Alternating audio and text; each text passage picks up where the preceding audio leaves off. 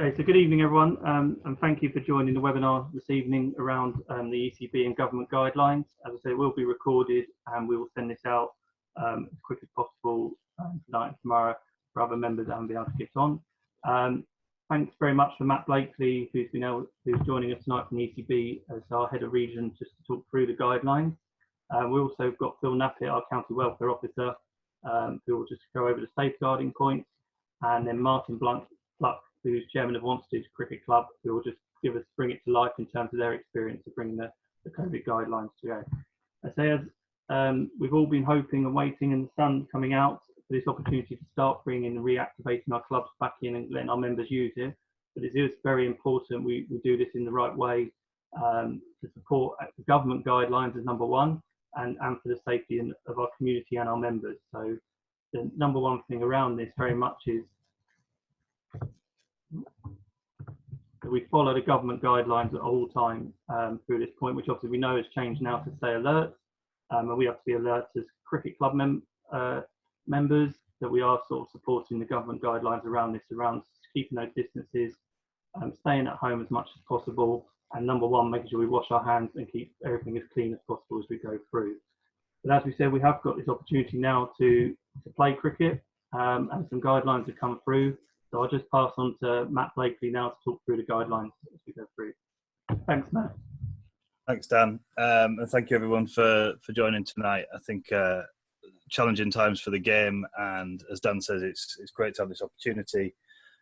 We, as well as everybody else, I think got blindsided when lockdown was released as it was and the speed it was. So these have been developed in a short period of time, and thank you for everybody's patience in helping us get our heads around what it means for clubs, what it means for facilities, and what it means for you all. Just in terms of kind of the ECB response, we're operating in a protect phase at the moment. So we're very much focused on the three principles that Dan's got in there really on these slides. So protecting the public, keeping people safe, keeping our staff safe, keeping our network safe. So looking after our clubs, keeping the lights on for the game. So the grants and the loans that have been out there, it's very much about supporting the network and making sure that we all come through this on the other side, and working in partnerships, so working with our county cricket boards, the county clubs, the foundations and the grassroots of the game, so we can all get through this. And Together Through This test was launched today, which is celebrating all the amazing work that the recreational game and the game as a whole has been doing to support our communities through this, and that's very much appreciated. And I think the opportunity to get out there and get into nets was jumped at by some people, probably a little too hastily in areas. But I think it's a great opportunity to remind people that cricket's there for them. They can get out, and especially when the weather's like this outside, I think it's too tempting for a lot of people just to get outside. And the main priority really is that when we do that, we do it safely, and not only protect the people that are taking part, but also protect the clubs that are providing those facilities. And the organisations that have those facilities available. And you want to flick on to the next slide, Dan, and we'll just go through those that infographic kind of step by step really, and break that down.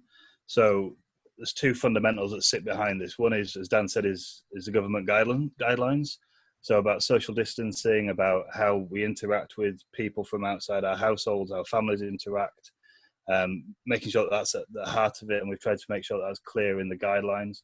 Then the other piece is how you operate a net as a club, and nothing much really should change from a net operation piece other than the COVID specific pieces. And we'll just go through some of these as we go through, and notice there's some questions dropping in, so hopefully we'll cover some of those off as we go through. So I think the first thing here is that this is completely optional for clubs. There is nothing, the ECB are not saying that you have to open your nets and your facilities. This is if it works for you, if you've got the setup, the support, the volunteers, and the people that can engage in that process, then please do open up, and here's some guidelines to work through. So obviously, if you've got symptoms or showing symptoms, don't use them. Don't go out and engage and be in public. Stay indoors, stay safe, protect everybody else and the people around. And then obviously washing your hands thoroughly, the 20 seconds piece, the government guidelines, that's very much at the forefront of this. Before and after using facility, make sure that participants and people that are engaged in that are washing their hands, and those basic hygiene parameters are being taken place. And as Dan says, they're really helpful, kind of hand sanitizer, disinfectant wipes where possible, make sure that they're available and around for people that are using facilities. I'm going to flick on to the next one, Dan. So this is outdoor nets, this is not indoor nets. So very simply, this is about getting people outdoors. The government guidelines are very stringent on that, about getting outdoors. Booking systems and the usage of those, I think, is quite important. So this is important for two reasons. One, making sure that you don't have groups of people trying to get into the nets at the same time. People understand how they separate that out and what that looks like. And the second piece is from a tracking and tracing perspective, that should an outbreak occur or something happen, people can track their activity and the club can track where people have been. And there's a record of that, of who's been using the facility, where and when. And that kind of goes back down to the 10 minutes piece on there. Club toilets absolutely can be opened and used for what you use a toilet for, but making sure that those are clean, and making sure that those are clean before and after, and that they're safe places for people to go and use those facilities. Local authorities, Dan's just doing some great work in terms of understanding what that relationship looks like and how they work. Again, this is down for clubs and organisations to what they deem fit and what level of risk they're comfortable with, I guess, ultimately. And the local authorities need to work through that in their own time. So that will something that will come through as we go forward. And there's been lots of questions around club reps and who does that need to be. So what we're recommending is that clubs have an agreed list of volunteers that will be around at the club to carry out that role and be a representative while the club's open for use and the nets are open for use. So one, to administer the booking system and making sure that the right people are using it at the right times, make sure things are cleaned down afterwards and that those steps are taken, and the right measures are in place, but also just from a welfare perspective and a safeguarding perspective to make sure things are covered off and that the club's got somebody there overseeing things. Now, a few questions around if that could be a club coach, if they're running a one-to-one session in one of the nets or they're having a net themselves. We're completely comfortable with that as long as that's an agreed protocol by the club and they've got a document of who those people are and they're briefed on all the guidelines and understand the parameters, one, how to operate the nets, and two, the COVID-19 elements that sit alongside it. And obviously the risk assessment piece at the bottom is paramount to that, and understanding those measures that are put in place by a club. I'll flick on to the next one, Dan.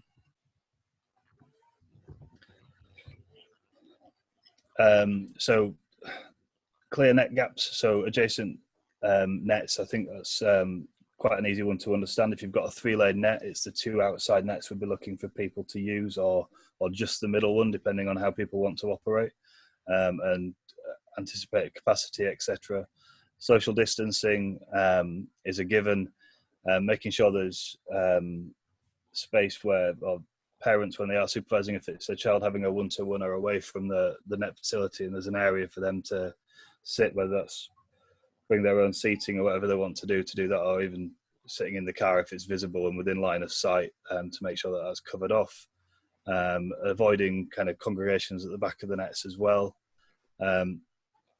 Using your own equipment is really important in this, and one of the questions that just popped up earlier was around balls and how you manage that. So for somebody running coaching sessions, that's about cleaning down equipment and using anti-back wipes on balls from session to session. Bowlers use their own balls. I think I saw a video today with Stuart Broad, who's got his 6 balls for his bowling practice today that he's got to take home with him and bring back tomorrow for his next session. And making sure that things are allocated to individuals, and a coach, as I say, if he's using the equipment, that he's cleaning that down in between sessions and making sure that that's there. Batters in the nets tapping the ball back with their bat rather than picking up and throwing, and the usual things. So some slight changes in how people might operate within a net, but fundamentally it's about administering the kind of COVID-19 guidelines and the government guides on equipment and how contact with other people and how that would work, and hopefully nothing too dissimilar from what we're doing in our day-to-day lives at the moment. Dan, do you want to flick on? Is there another slide, or is that the last one? that the last of those slides, Dan? No, there's another one just coming up. So again, I think a few of these points are around kind of how you operate your net safely anyway. So I've seen a few questions floating around and have been along the lines of under 18s being trained and unsupervised, but safe hands needs to be followed in this process. So it's going back to how do you operate your nets safely and effectively for young people within your club, making sure that your club welfare officers are aware of the situation that we've got. Parents aligned watching sessions and are there, so we've got the right safeguarding protocols, and Phil will come on to some of this in a little bit. 2 kids in a session, absolutely not. That's not within the good guidelines. This is about family members and one other person from outside of a family. So mother and son could go to the nets and have a one-to-one session if the mum's stood at a safe distance to observe, and that's absolutely fine. But 2 kids having a combined session with one coach is out of the question. And then, as you say at the bottom about cleaning equipment, of course the coach can run more than one session, but the paramount piece within that is around cleaning equipment and making sure that there's appropriate gaps in between sessions, and that all the right measures are being taken place around cleaning down equipment, etc. after each coaching session. Thanks, Matt.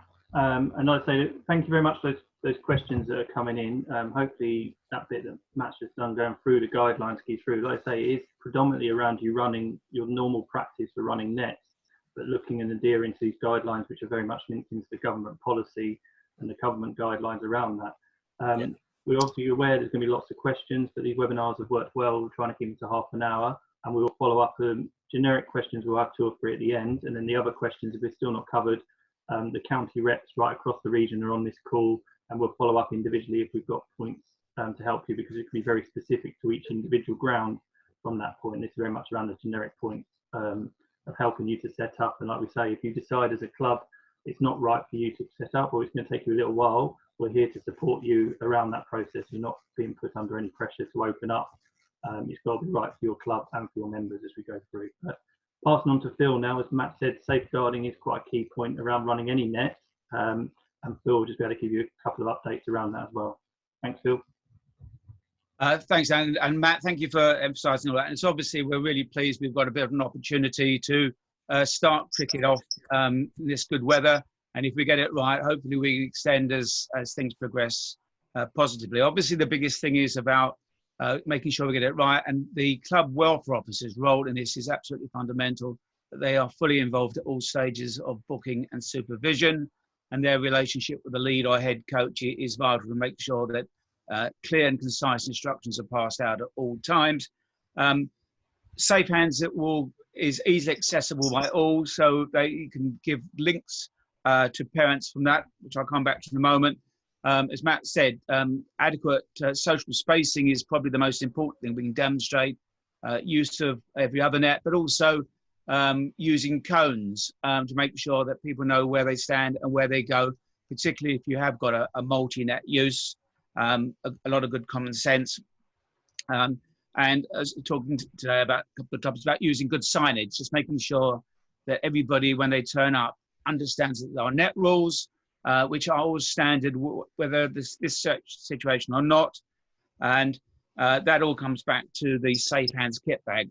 As I've said to people many times, to get a copy of Safe Hands, it's very straightforward. You just Google ECB Safe Hands, the kit bag will come up and all the policies will be there. So we shouldn't underestimate, particularly this good weather to continue, about sun safety, about filming and photographic things, but probably the most important thing is about adequate supervision and guidance.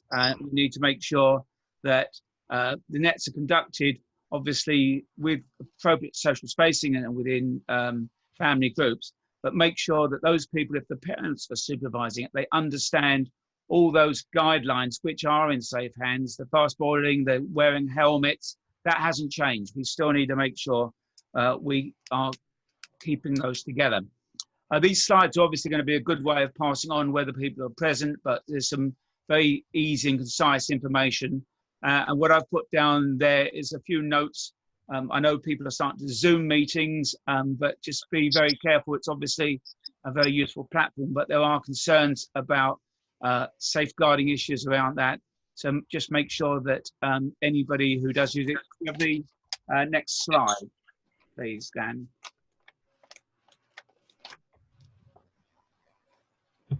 Yeah, that one. Yeah. Yeah. Okay. Let's we take that one now in terms of DBS. Again, making sure that whoever's actually operating from the club's perspective has got a DBS accreditation. That normally will be captains and vice captains and other officials, but that whoever is the supervision on site for the club needs to make sure they've got a DBS. Pretty straightforward. Information is all there. The other thing is keep communicating, keep asking the questions either in the chat box today or online webinars which we're running and spreading around, keeping up to date, looking at the ECB websites, the various county board websites. We will hope to be able to upgrade any information as and when we get it, and just be positive about trying to get cricket back in an initial sense with nets safely, so we can then show that we are a responsible organisation and able to go on to the next stage. Okay. Thank you, Phil. And then just to bring it to life, we're very fortunate that Martin Pluck from Wanstead Cricket Club has joined us, and he's just going to talk us through their experience of getting their nets ready, which they piloted last night. So thank you, Martin. Good afternoon, everybody. I'm very briefly just going to cover 4 areas: how we decided what the criteria were going to be for using our nets, how we've allowed people to do booking system, the issue of club reps, and how we've informed members. So can I have the next slide, Dan, please? So we set up a small subcommittee which included the head of junior cricket and obviously the welfare officer and myself, and the gentleman who's been coordinating our booking system. And we produced a set of terms and conditions which we've emailed to all members, even those that aren't like to be using the nets, making it very clear to people that they must read these before they either book a net and also before they use the net. Some of the things we've highlighted are coming back that they must use their own equipment. They must bring their own hand sanitizers. There is no use of the outfield currently, so people must only turn up if they're going to use the nets. They mustn't come to spectate or anything. We've decided, because of the hassle, that because the net sessions are only 45 minutes with a 15-minute changeover, not to open the clubhouse or to open toilet facilities. We've told people that they need to make sure that they don't need to the toilets for the hour that they're at our club, because we decided it was just too much hassle trying to open up the toilets. I think with the trial we did last night, the main problem was trying to ensure, as you expect, that people follow the rules and that they cleared the nets quickly in between, so that people didn't socialise. And we've had to reinforce that message to all members again today, because that was one of the problems.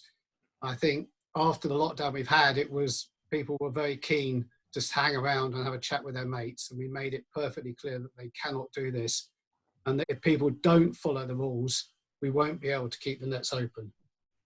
We also reminded members that they need to report any infection in the household after the use of the facilities, so that we can contact the relative authorities on that basis.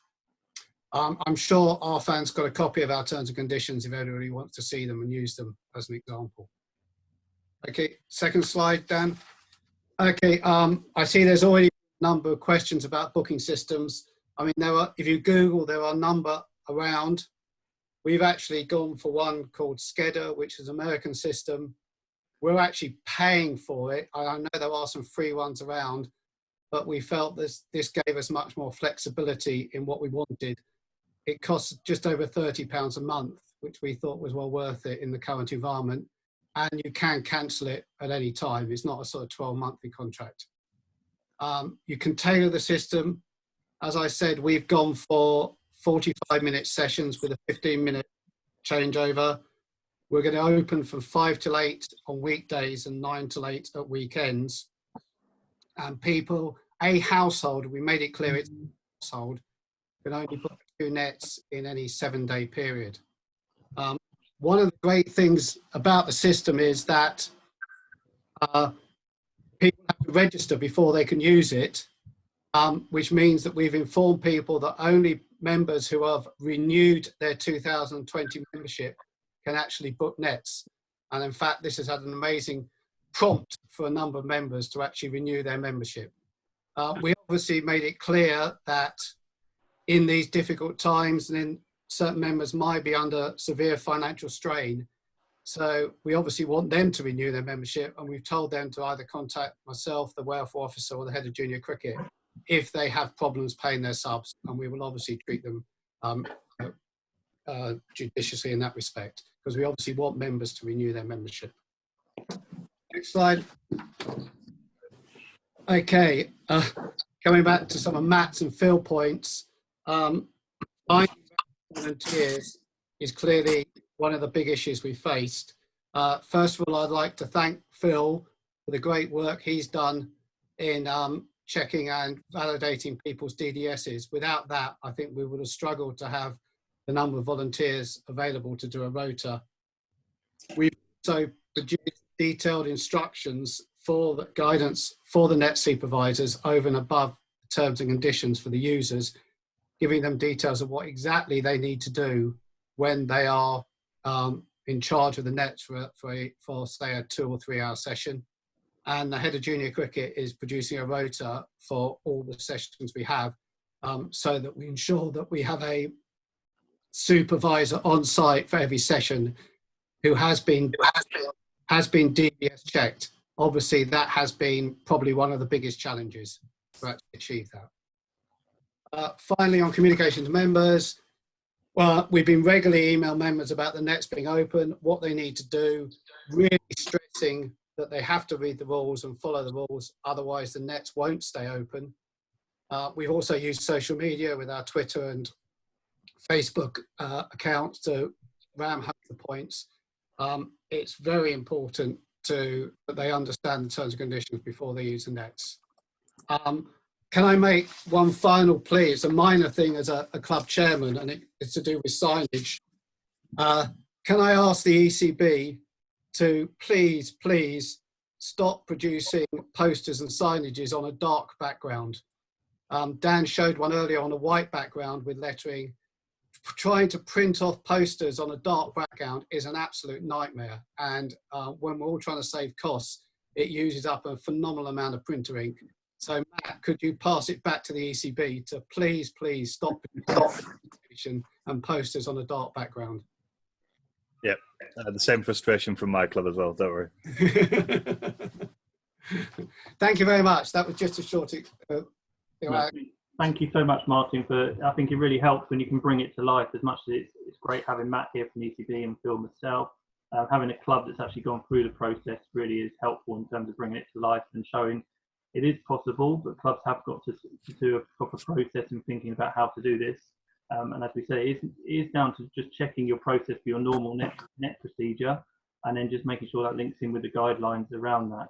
Around, have you got clear rota and tracking of representatives who are going to be able to provide the support and check the guidelines on the day, whether that's someone having a net or, as Martin said, someone coming down just to be there alongside it, just to making sure that everyone's bringing their own kit as well and their own equipment and that procedure in terms of the crossover when that happens.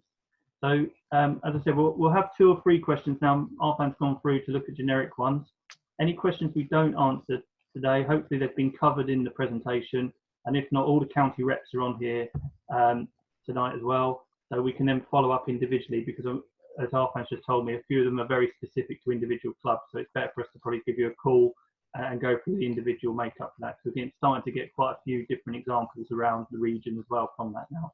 So Arfan, you ready? Yeah, thank you. Firstly, I'll just quick comment. I know Martin said he used SCADA. Just a big thank you to colleagues who have on this chat box shared other good software apps or programs to use. That's super helpful. I will collate those and add them to the presentation. Just 3 quick ones. I'm going to probably throw most of it, if not all of them, at Matt, so apologies in advance. First one from Graham. Can a bowling machine be used? so there's some in the guidelines. There is reference to bowling machines and the very strict use of gloves. That bowling machine, if the operator wears gloves at all time, then takes the gloves off site and disposes of them off site, away from the machine, and then the next person to come and use it then uses gloves, etc.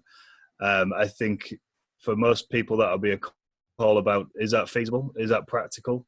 Can we make that work at our club, and is that worth getting the bowling machine out for on an outdoor net? Whilst the guidance says it's possible, I think it's one of those areas for most clubs where you probably make a common sense call. If a coach wanted to bring his own down and use it, again, we'd be looking at using gloves and all the things we've talked about in the other sessions. But yeah, it's a difficult one, I think, bowling machine, especially when we're talking outdoor.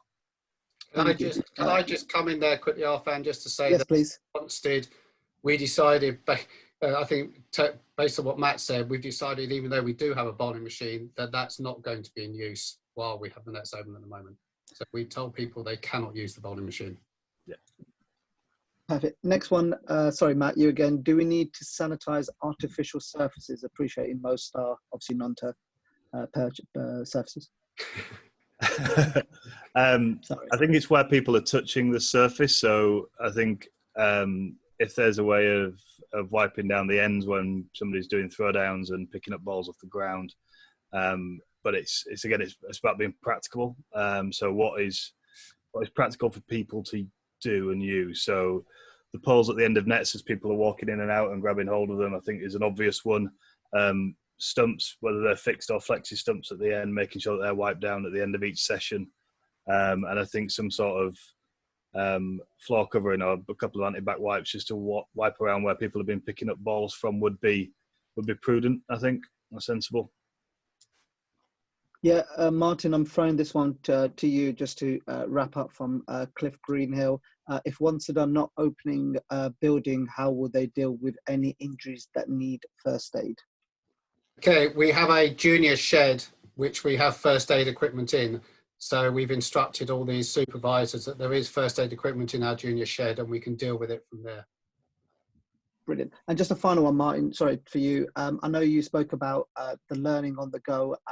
Would you want to quickly touch on the club's policy around phasing from where we are now to where we may be in 4 or 5 weeks' time in regards of usage? Well, I mean, again, we are reliant on what the ECB allow us. I mean, I think at the moment we will just limit it to the use of the nets. And as I said, one of the big challenges we've got is actually stopping more people coming down than are just using the nets. I'm trying to get that message through to members that the club is not open. And we've sent that out. The club is still closed in the pavilion and the outfield, and it's just the nets are open. And that will be the case until we get further guidance from the ECB. Perfect. Thank you so much, gentlemen. Back to you, Dan. Thank you very much, everyone. Like I say, these webinars have been really hopefully useful to everyone. I know a few people haven't been able to get on tonight, so we will send a recording round ASAP. Again, the questions we will follow up certainly throughout the team, just to make sure the individual scenarios are picked up. As I said from the start, it's down to you as a decision. The ECB and Essex Cricket and the region aren't forcing you to open your nets up. You need to go through, as Wanstead have given tonight, a real clear process around what is right for your club and meets the safeguarding and the practices. Like I say, we're doing that with the local authorities at the moment in terms of their safeguarding and risk assessments to make sure it's right for everyone coming through. Because what we want everyone to come back and enjoy this great game, but we also want to do it in the right way and the safest way, so we can carry on fielding and hopefully getting back to more activation at our clubs rather than having to shut down again because it's triggered off an extra spike. Just again, reinforcing that representative has to be, you need to track it within your club of who your representatives are and have a trace, and they need to be fully aware of the guidelines that are out from the government and ECB. But it can be someone who is having a net session at the time, and it can also, you could decide within your own risk assessment and risk migration around it that it's a separate person that's down the club as well. But you need to have them clearly updated with what the guidelines are around that point, which I know has been quite a key question for most people. So just to wrap up, Matt, have you got anything else left to say? No, nothing much to add. Just reiterating those points. Primarily, our focus is on making sure that our clubs have got the right measures in place and are protected through this. And whilst it's great to get people playing, just consider all those points and reiterating, as Dan said, this isn't a open your nets tomorrow. This is if it's right for you, if you can work it, then here's how to do it. Phil? Yeah, just to re-emphasise the idea that all clubs together need to conduct a risk assessment to anticipate possible areas. There was a question from, I think, Mark Nussel about dogs walking. And obviously, I think dog walkers are going to be a hazard. What we can do, and I think the message has got to go out. The nets need to be used responsibly. So we don't want net balls hit miles out into the outfield, which are progressively going to be a problem. So if we can do this with common sense, then we can actually make a good case for extending the type of facilities we do use. And finally, Martin, from a club, because I think that's important, one big tip that you picked up? Just make sure you keep on your members over and over again what the rules are and that they've got to ensure them. And actually, very quickly, I noticed that Ollie Peck's on. Can I just say, from Upminster, can I just say a big thank you to Ollie? We held a virtual race on Saturday night following their example, and it was a great success. So thanks very much, Upminster. Brilliant. I think that rounds up the partnership as together in the test that was launched today from the whole cricket family. It's been phenomenal, really, in different examples and different ways. And just a massive thank you to you in terms of what you're doing to keep the lights on and keep the game going right across the whole region. Please share this around. Please, as I say, the contacts are on there. Stay in touch with us, and we'll keep working through together to get through this and get back to enjoying cricket as quick as possible. But thank you very much for tonight. And like I say, we'll get the recording and the slides out ASAP. Have a great weekend, and we'll look forward to seeing you again soon. Thanks very much. Thanks all. Cheers. Thanks all. Bye-bye. Thanks, everybody.